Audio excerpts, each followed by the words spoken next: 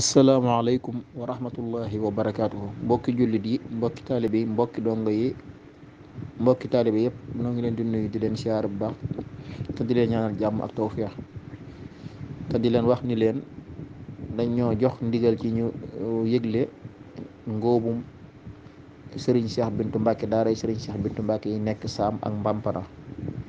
mu war doon talaata jiinu jëm bu soobee suñu borom war a yem ak juróom-ñetti fan ci weeru gàmmu wi war a yem ak juróom-ñetti fan ci weeru gàmmu wi incha allahu rabbi. kon nag ndigal li mooy ñu ngi koy soññ mbokki jullit yi ak mbokki taalibe yi képp ku yaakaar Serigne Touba képp ku yaakaar Serigne Touba wala nga yaakaar Cheikh Ahmadou wala ngay ab soppeem Cheikh Ahmadou Ndoumbé ñu ngi lay woo ci ngóobu Mbampana ak Saam talaata jiinu jëm bu soobee suñu borom war a yem ak juróom-ñetti fan ci weeru gàmmu wi. mbokki taalibe ak mbokki jullit yëpp nag képp koo xam ne yëg na ko ñu ngi sàkku ab teewaayam képp ko fa teew yàlla na Sëriñ Tuubaa faj say aajo. ginnaaw loolu it képp